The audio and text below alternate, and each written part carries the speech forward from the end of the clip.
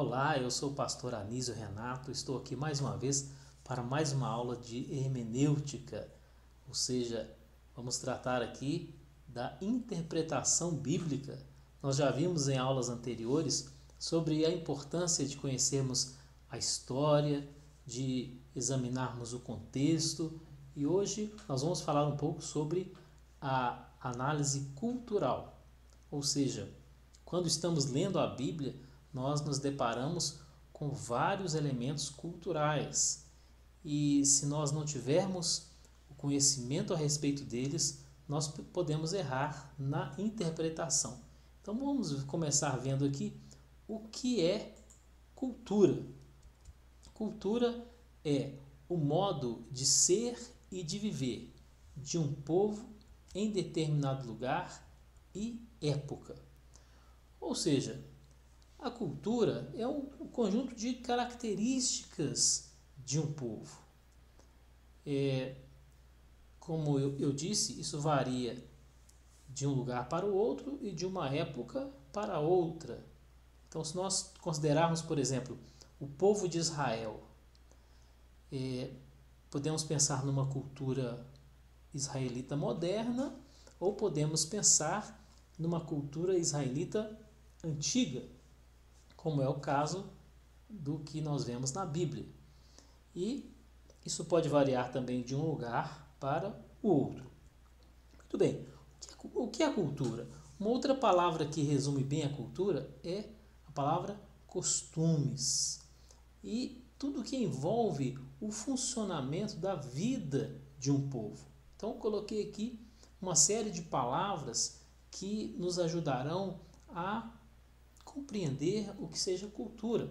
A cultura envolve a organização social de um povo, a sua política, a sua forma de governo, as suas leis, o seu idioma, a sua religião, os seus hábitos, de modo geral, os objetos que esse povo utiliza no seu dia a dia, as suas roupas, as suas artes, a sua educação, a sua família, ou seja, como é que funciona a família para esse povo naquela época, naquele lugar, como que é o casamento, como que é a educação de filhos, como que funciona a questão da herança, também o trabalho, quais são as suas profissões, que tipo de trabalho encontramos naquela comunidade, como que funciona a sua economia, as suas finanças, quais são as suas moedas,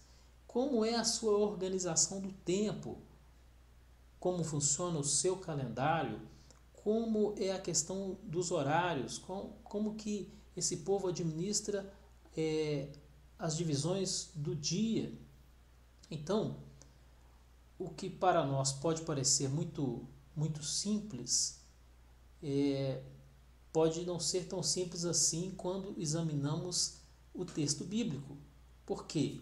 Porque nós encontramos ali culturas muito diferentes das nossas. Então, qual que é o risco que nós corremos? Veja bem, nós encontramos elementos culturais no texto bíblico. Que elementos são esses? São palavras que remetem aos costumes, que remetem à cultura daqueles povos.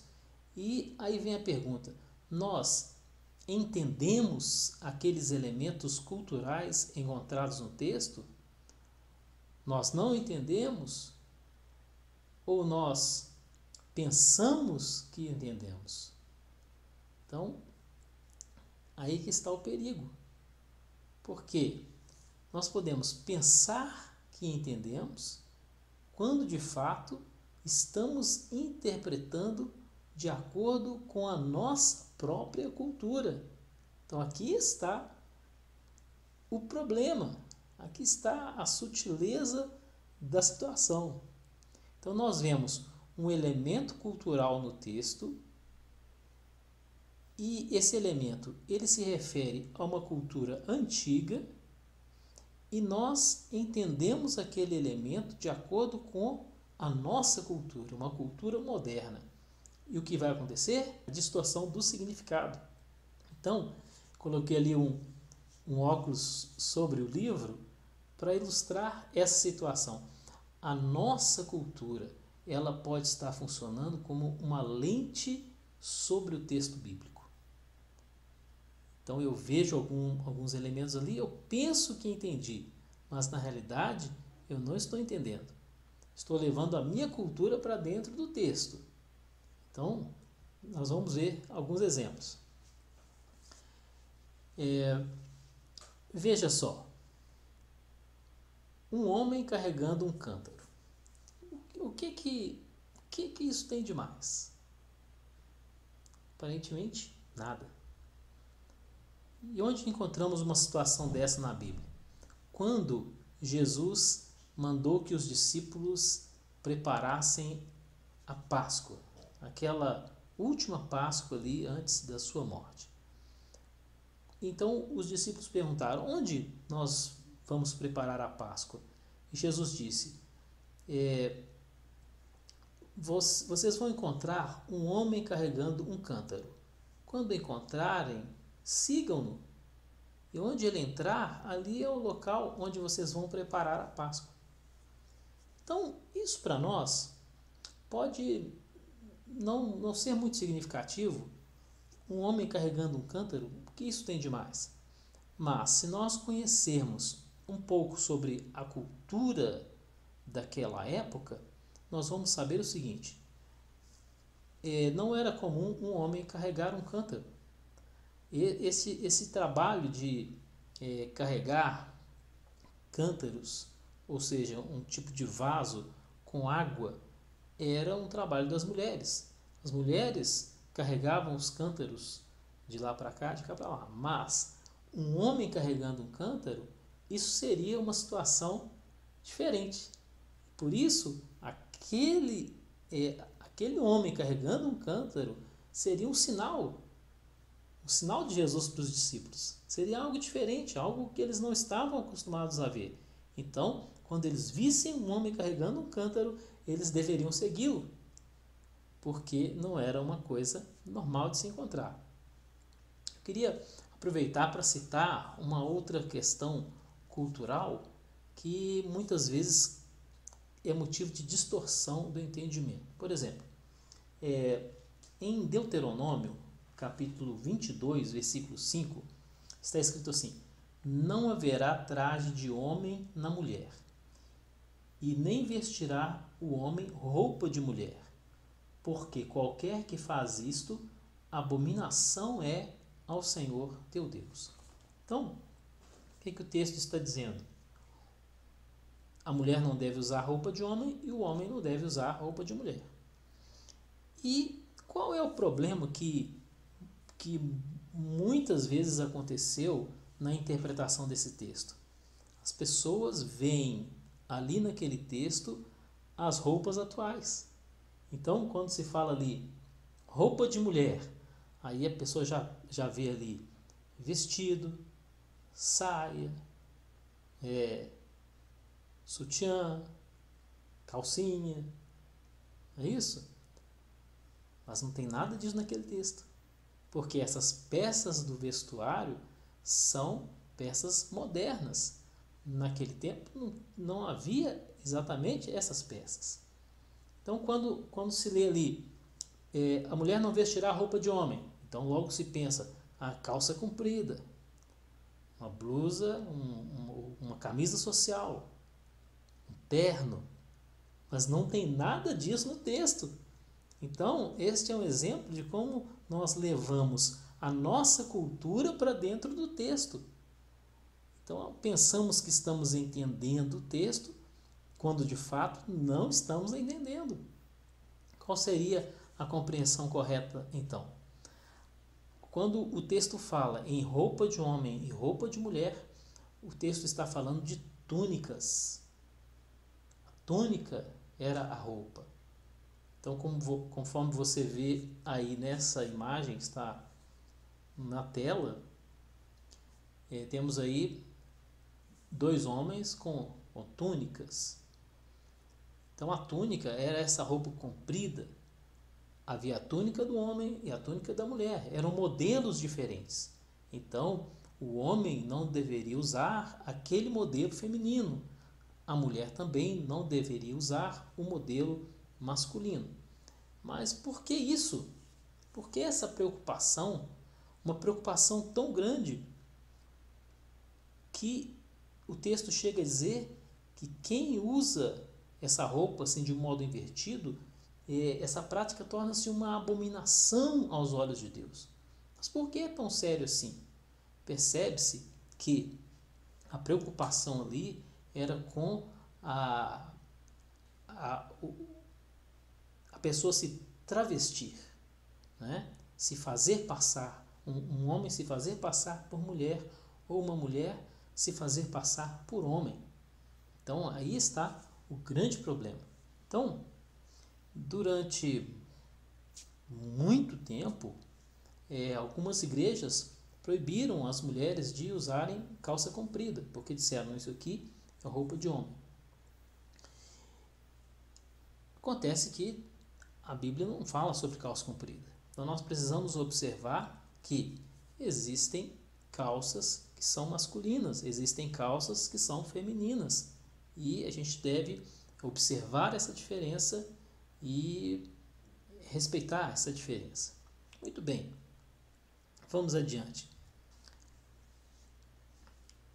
Em João capítulo 4 está escrito que a mulher samaritana estava buscando água quase à hora sexta. Então, quando nós lemos isso, o que acontece? Às vezes nada, né? A gente continua lendo. E por quê? Porque isso não nos transmite nenhum ensinamento se nós não tivermos conhecimento da cultura. Então, que hora sexta é essa? Então nós precisamos saber como que os judeus dividiam as horas do dia. Então, essa hora sexta não é 6 horas da manhã. Essa hora sexta não é 6 horas da tarde. Veja que se nós levarmos a nossa cultura para dentro do texto, nós podemos pensar que seja um desses horários. Mas não. O judeu começava a contar a hora a partir das 6 da manhã. Então, de 6 às 7 era a primeira hora, de 7 às 8 era a segunda hora, e assim por diante. De maneira que quase a hora sexta significava quase ao meio-dia. Entende? Então, a mulher samaritana buscou água ali quase ao meio-dia. Mas qual é o problema disso? O que isso nos traz de mensagem? É que esse horário não era o horário quando as mulheres costumavam buscar água no poço. O costume era de se buscar a água pela manhã bem cedo. Então, por que alguém haveria de buscar água quase ao meio-dia? Daí se deduz que a mulher samaritana ia nesse horário para não se encontrar com as outras mulheres. E o texto vai nos mostrar que aquela mulher, ela tinha uma vida irregular e tudo indica que ela estivesse evitando a companhia das outras mulheres, talvez por estar vivendo uma situação vergonhosa. Muito bem. A questão dos horários. Quando a palavra do Senhor nos fala a respeito da crucificação, nós temos ali informações sobre os horários. Então vamos ler Mateus, capítulo 27, versículo 45. E desde a hora sexta houve trevas sobre toda a terra até a hora nona. Então veja que se nós não tivermos ideia a respeito da divisão dos horários do dia ali em Israel, esse versículo não nos dirá muita coisa. Então, o que nós lemos ali? Que houve escuridão na terra entre a hora sexta e a hora nona. Como eu já disse, né, as horas do dia eram contadas desde 6 horas da manhã Então, a hora sexta é meio-dia, a hora nona é 3 horas da tarde. Então, houve trevas entre meio-dia e 3 horas da tarde. Veja bem, bem ali no meio do dia, num tempo em que deveria haver, deveria estar claro, houve trevas. Mas se eu não sei essa questão dos horários, então eu posso achar que entre a hora sexta e a hora nona é de 6 horas da tarde até as 9. Não tem nada a ver. Então veja como que o conhecimento dos horários é importante. Então eu coloquei aí na imagem, né, um relógio. Então quando você encontrar a palavra relógio na Bíblia, você nunca deve pensar num relógio de pulso. Você nunca deve pensar num relógio digital, mas nesse relógio que está aí na sua tela, um relógio de sol. Então, na medida em que a sombra avançava, esse relógio ia marcando ali o horário. Quer dizer, a sombra marcava o horário no relógio. Havia outros modelos diferentes, mas funcionavam basicamente desta forma. Muito bem. Então, vemos aí a questão das vigílias. Quando você encontra a palavra vigília na Bíblia, o que isso significa? Você não deve imaginar de imediato que está se referindo a um culto noturno. Porque hoje nós usamos a palavra vigília, no meio evangélico principalmente, como o quê? Um culto que acontece à noite, que entra pela madrugada, é a nossa vigília. Mas, quando você encontrar essa palavra na Bíblia, o sentido pode não ser esse. Então, precisamos buscar na cultura daquele tempo o significado dessa palavra. E o que eram as vigílias? Eram divisões da noite. Assim como eu falei sobre a divisão das horas do dia, também havia a divisão da noite em vigílias, que eram 4 vigílias. Então vamos ler o Salmo 119, versículo 148. Os meus olhos anteciparam as vigílias da noite para meditar na tua palavra. Então veja que se eu levar a minha cultura para dentro da Bíblia, eu posso dizer assim, olha, o salmista frequentava as vigílias da igreja. Ele diz aqui as vigílias da noite, estava sempre ali no culto noturno da igreja. Mas não é nada disso. As vigílias da noite são o quê? As divisões da noite. São as partes da noite. Assim nós podemos ler também em Mateus 14, 25. Mas, à 4ª vigília da noite, dirigiu-se Jesus para eles, andando por cima do mar. Muito bem. Então, nós já sabemos que as vigílias eram as divisões da noite. E quando diz ali a 4ª vigília, quer dizer, é a última vigília, é a última parte da madrugada, ou quase no amanhecer. Então isso já nos mostra o quê? Bom, lembrando aqui o contexto, né? Isso é muito importante. Os discípulos estavam no barco durante a noite e o mar estava revolto e chega um tempo em que Jesus se aproxima andando sobre as águas. Ah, que bênção, né? Só que o texto nos diz que Jesus chega quando já era a 4ª vigília da noite. Então, isso significa que Jesus demorou muito, porque a 4ª vigília é a última, já é o final da madrugada. Então, observe que se nós não soubermos dessas questões culturais, nós vamos perder detalhes do texto, né? Vamos perder ali parte do significado. Vamos falar aqui de alguns objetos. Por exemplo, a lâmpada. Nós lemos lá no Salmo 119, lâmpada para os meus pés é a tua palavra e luz para os meus caminhos. Então, eu lembro que quando eu era criança, eu decorei esse versículo ali na escola dominical, assim como decorei muitos outros. Mas quando eu lia lâmpada para os meus pés é a tua palavra, eu pensava numa lâmpada como essa aí, não necessariamente amarela, né? Mas eu lembrava daquela lâmpada que havia na minha casa. Mas não é desse tipo de lâmpada que o texto está falando, mas sim dessa aqui, ó, que vai nos lembrar o quê? Uma lamparina. É uma lamparina. Então essa é a lâmpada dos tempos bíblicos.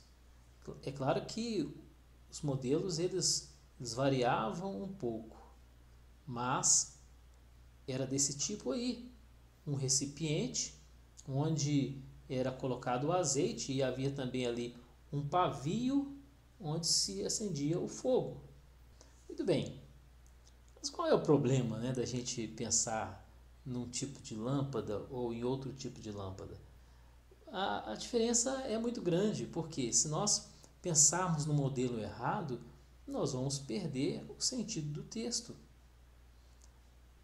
Tem também passagem em que a lâmpada é um candelabro, um castiçal.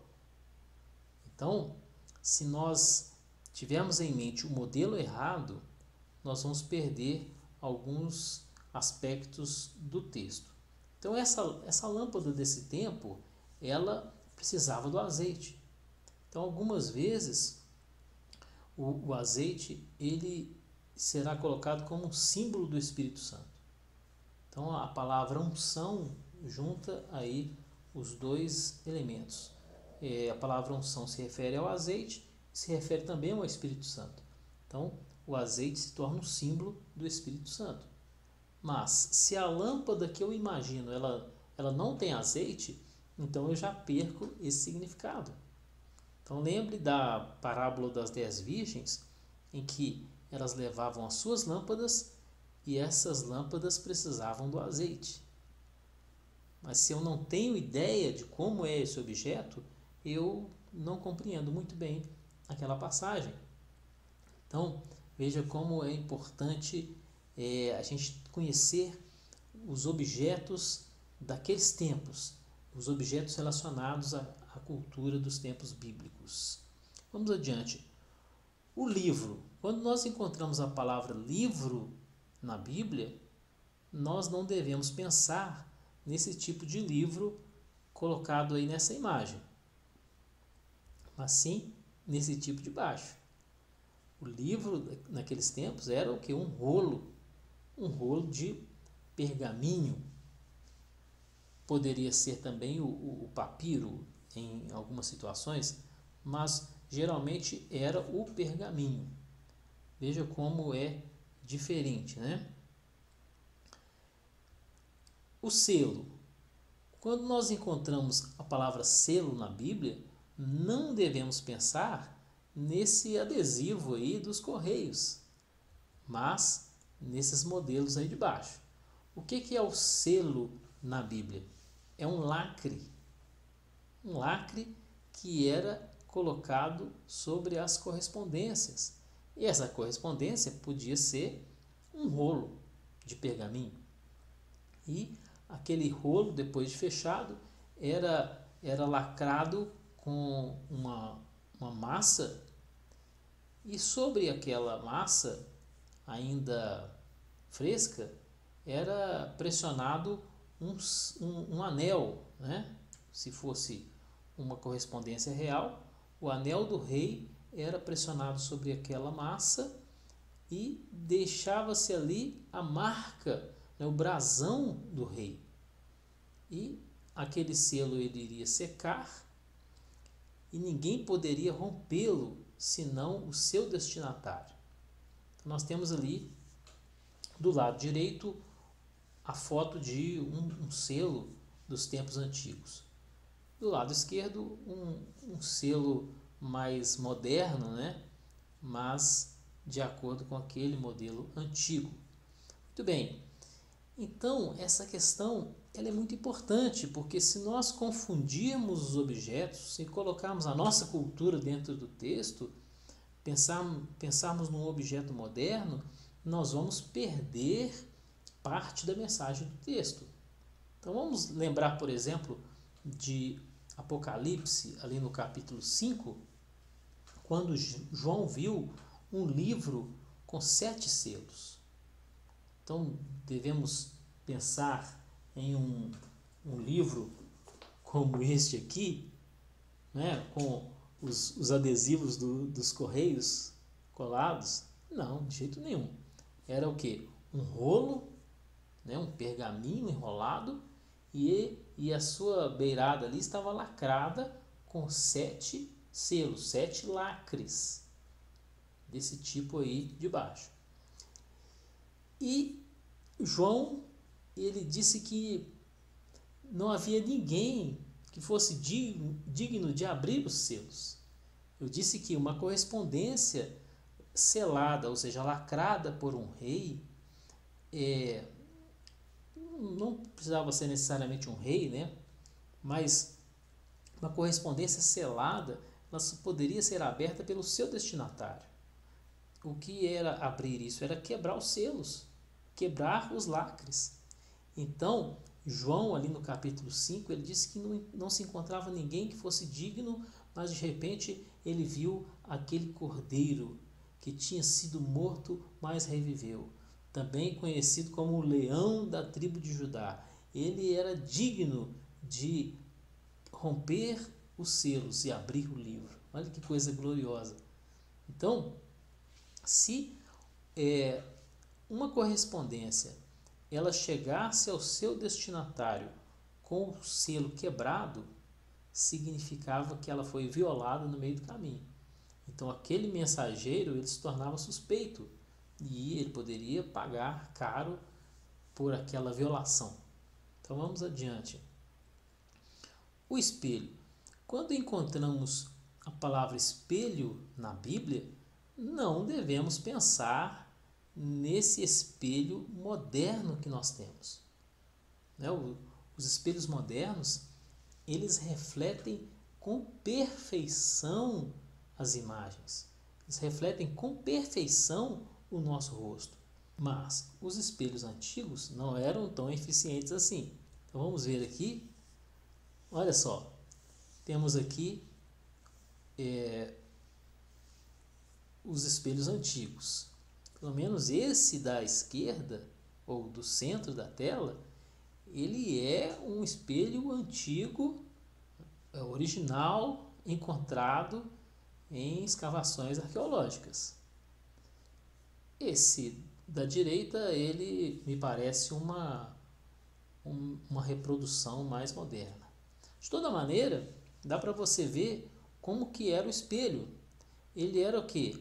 Não era vidro. Era um metal batido e polido, de tal maneira que ele pudesse refletir, né, o rosto de alguém. Mas não devemos pensar que seja esse espelho moderno. E que diferença faz isso? Que diferença faz isso? Faz diferença.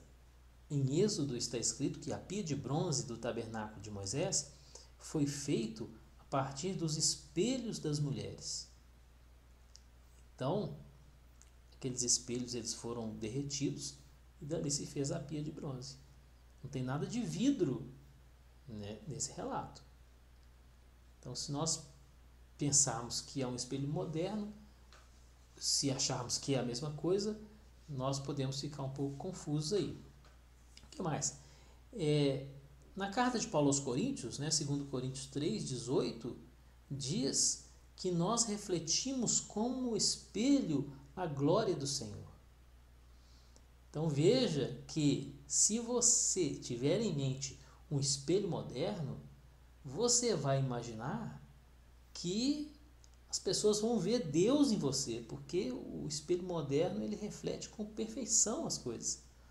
Mas quando você pensa num espelho antigo, você vai concluir que nós refletimos a glória de Deus, mas de uma forma bem limitada. O reflexo não é tão bom assim, o reflexo não é perfeito. Então podemos dizer que nós refletimos um pouquinho, porque os espelhos eles não eram tão bons assim naquele tempo. Muito bem. Como que nós podemos fazer uma análise cultural?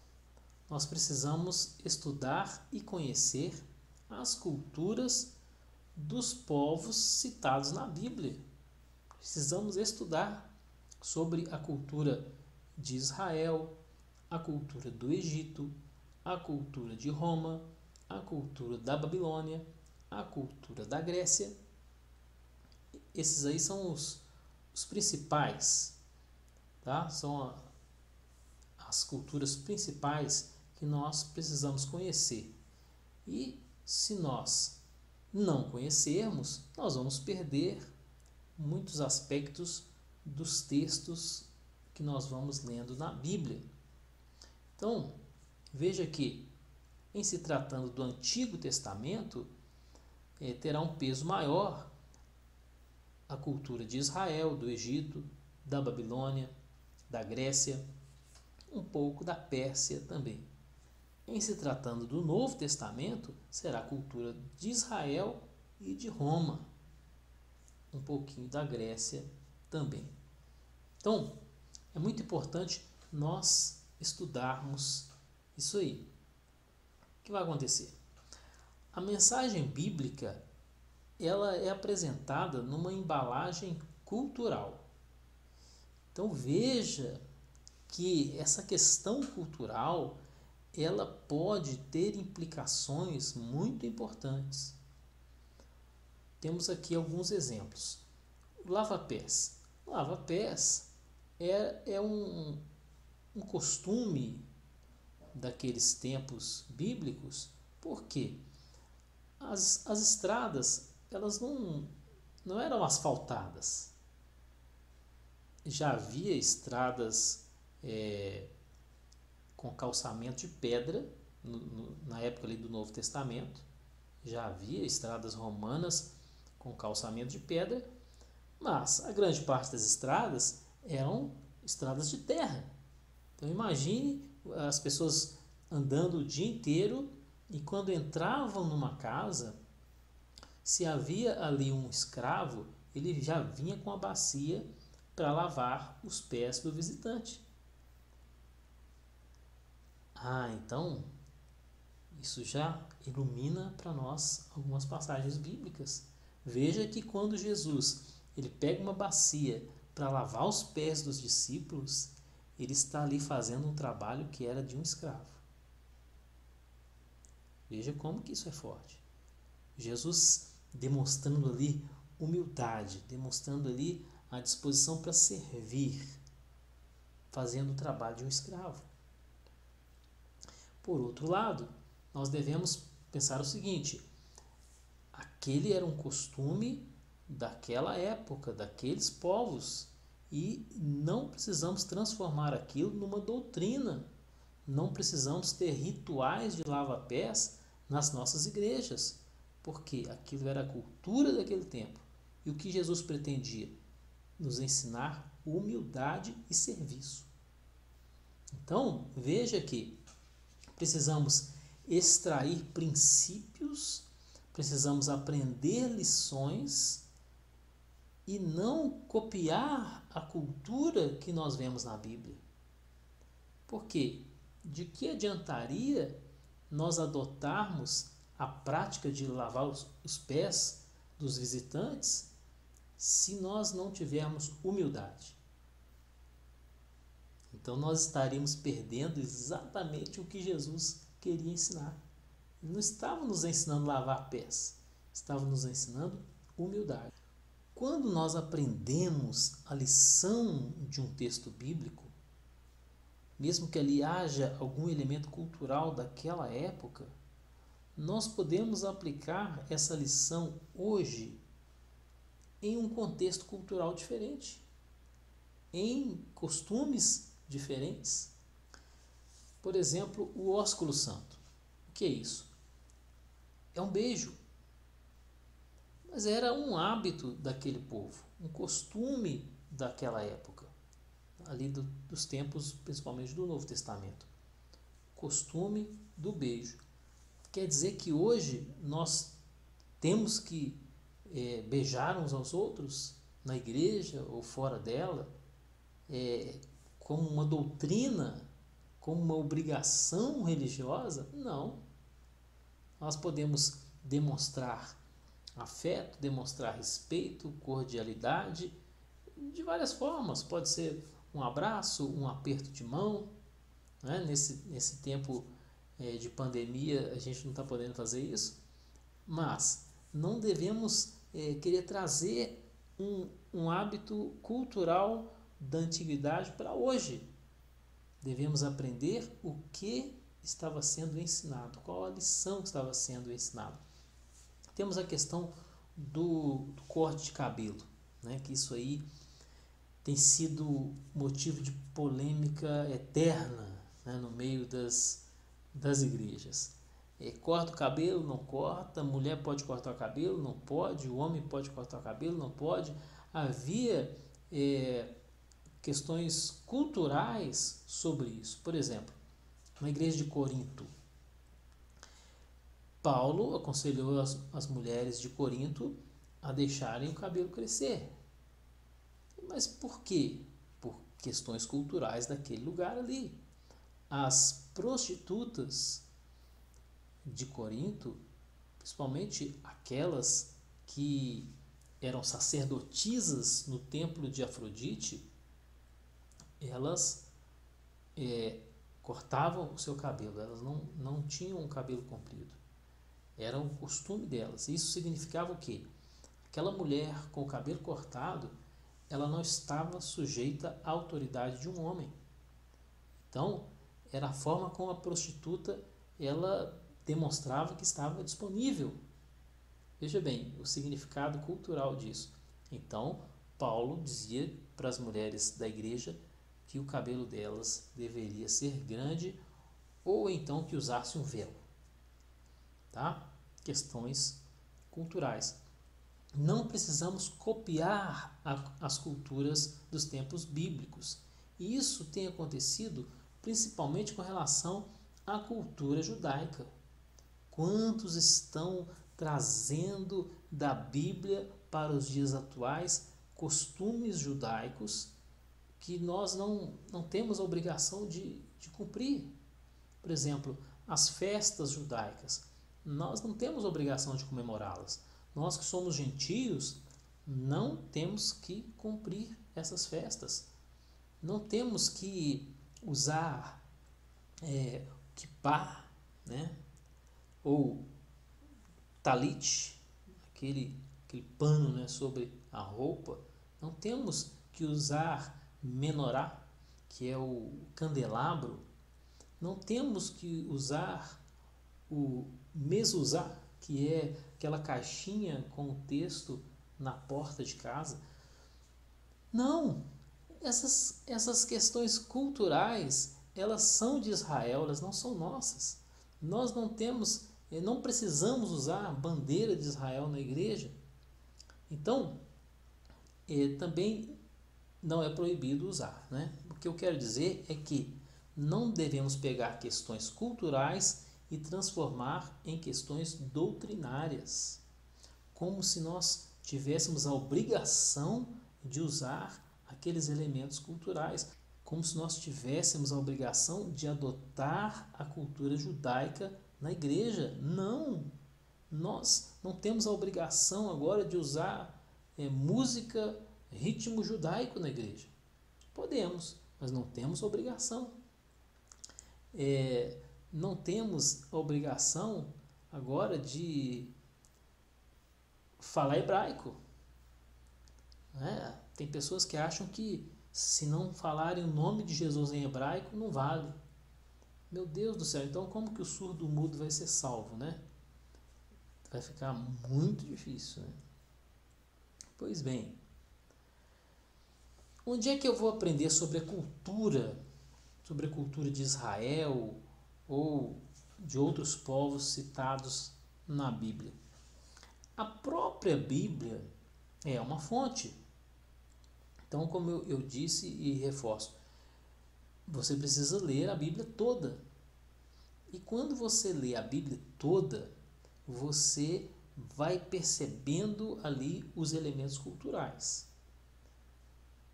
Então, você vai se familiarizando com eles. Na medida em que eles vão aparecendo sucessivas vezes no texto, você começa a perceber, olha, isso aqui é um elemento cultural, isso aqui é um costume, porque aquilo se repete e você nota que é um costume. Ou os próprios objetos do dia a dia, eles vão aparecendo ali sucessivas vezes e você vai se familiarizando com aquilo e com aspectos e utilidades e significados e tal. Agora, se você não lê a Bíblia de uma forma ampla, se você apenas vai num versículo de vez em quando, você encontra aquele elemento cultural naquele versículo e você estranha, porque você não está acostumado, você não está familiarizado com ele no decorrer da leitura bíblica. Bom, existem também livros sobre costumes dos tempos bíblicos. Então, vou voltar aqui à minha imagem para te mostrar dois livros, né? Então tem esse aqui, por exemplo, olha só, Manual dos Tempos e Costumes Bíblicos, do William Coleman. Então, você lê um livro desse aqui, você vai aprender muito sobre a cultura dos tempos bíblicos. Tem um outro aqui que é O Mundo do Antigo Testamento. Então você encontra nas livrarias evangélicas livros desse tipo, livros sobre costumes dos tempos bíblicos. Então, o que esses livros fazem, né? Eles fazem um apanhado na própria Bíblia e eles mostram ali de uma forma bem didática, eles vão mostrando os costumes dos tempos bíblicos e vão explicando, coisa que muitas vezes você vai ver na Bíblia e não vai achar explicação, você vai encontrar explicação em livros desse tipo. E eles vêm trazendo também informações extra-bíblicas sobre os costumes. Então, é muito bom, né, a gente utilizar esse tipo de literatura para podermos estudar a Bíblia. Então vamos lá. Essa questão da cultura, nós podemos aprender muito estudando de uma forma geral. Como eu disse, você pega um livro desse aí sobre costumes do Antigo Testamento, lê ele todo. Tem também livros sobre costumes do Novo Testamento, lê ele todo. Tem livros com títulos mais ou menos assim, Costumes nos Tempos de Cristo. Você lê aquele livro todo, você vai ter uma visão geral sobre a cultura daquela época. Agora, coloquei aqui, né? Pesquisa específica dos elementos encontrados no texto. É o caso quando você se depara com elementos culturais ali naquele trecho que você está examinando. O que você vai fazer? Você vai pegar aquela palavra que representa um elemento cultural e você vai procurar aquela palavra num dicionário bíblico, numa enciclopédia bíblica. E ali você vai encontrar a explicação sobre as questões culturais que envolvem aquela palavra. Então pode ser um ritual, pode ser uma festa, um objeto ou uma questão relacionada ao calendário. Então eu me lembrei aqui de um exemplo interessante. No livro de Ageu. Vamos lá, vamos ler. Aqui em Ageu 2:18 está escrito assim: Considerai, pois, vos rogo, desde este dia em diante, desde o 24º dia do mês nono, desde o dia em que se fundou o templo do Senhor, considerai essas coisas. Porventura há ainda semente no celeiro? Além disso, a videira, a figueira, a romeira, a oliveira não têm dado os seus frutos. Mas desde este dia vos abençoarei. Que dia é esse? 24º dia do mês nono. Muito bem. Então, olha o que aconteceu em determinada igreja. Pegaram esse texto e leram 24º dia do mês nono. Então, dia 24 de setembro, nós vamos fazer uma grande campanha, porque esse é um dia sagrado, quando Deus vai te abençoar. A partir desse dia, 24/9, 24 de setembro. Então, compareça aos nossos cultos e você será abençoado. Muito bem. É claro que Deus ele nos abençoa todos os dias. E é sempre bom você comparecer ao culto e buscar a face do Senhor. Mas, será que Ageu, no capítulo 2, no versículo 18, ele está se referindo ao dia 24 de setembro? Não. Não. Porque o que aconteceu nessa interpretação? A pessoa levou a cultura atual para dentro do texto. Não tem setembro na Bíblia. Não tem setembro. Aquele mês ali é um mês chamado Quisleu. Quisleu é o 9º mês do calendário judaico. Então, se você vem lendo a Bíblia toda, você vem encontrando os nomes dos meses do calendário judaico. Começando lá de Êxodo capítulo 12. Ali começa a apresentação do calendário judaico. Tem ali o primeiro mês, Abib. O Senhor falou, olha, este será o primeiro dos meses do ano. Então, os meses do ano eles vão aparecendo no relato bíblico, mas não tem nenhum capítulo que fala assim, olha, esse é o calendário, mês primeiro, mês segundo, mês terceiro. Não. Mas se você consulta um dicionário bíblico, procura lá calendário, você vai encontrar a lista dos meses do calendário judaico. Isso é cultura judaica. Se você conhece o calendário judaico, quando você lê Ageu 2:18, você não vai pensar que o 9º mês é setembro. Não. Você vai saber que o 9º mês chama-se Quisleu. Então alguém pode dizer assim, mas se é Quisleu, se é setembro, que importância faz? É importante porque o mês de Quisleu não corresponde ao nosso mês de setembro. O calendário judaico não corresponde ao nosso calendário. Você não deve pensar assim, só trocou o nome. Não, não é só trocou o nome. O primeiro mês do calendário judaico, que se chama Abib, ele se encontra, comparando com o nosso calendário, entre março e abril. Então, o ano judaico começa ali em meados de março. Tá? Então, veja que quando nós estamos no terceiro mês do ano, o calendário judaico está no primeiro mês. Então, veja que é desencontrado. Logo, o 9º mês do calendário judaico não corresponderá ao 9º mês do nosso calendário. Então, não tem nada a ver com setembro. Veja como que essa questão cultural ela é importante para nós entendermos bem a palavra de Deus, podermos ter um entendimento melhor das Escrituras. Então, se você encontra elementos culturais no texto, pesquise Ainda que você pensa que compreendeu, pesquise, tá? Para que você possa ter uma compreensão ainda melhor.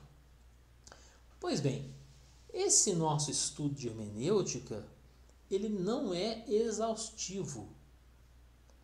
Ou seja, não estou falando aqui tudo que existe para ser dito sobre a hermenêutica e nem sobre as análises que estamos fazendo. Estou dando apenas alguns exemplos, estou apontando caminhos. Esse trabalho de conhecer a história, de conhecer o contexto bíblico, de conhecer a cultura, é um trabalho para a vida toda. E só faz sentido para quem ama a palavra de Deus. Então, para nós que amamos a Bíblia, é um prazer fazermos isso.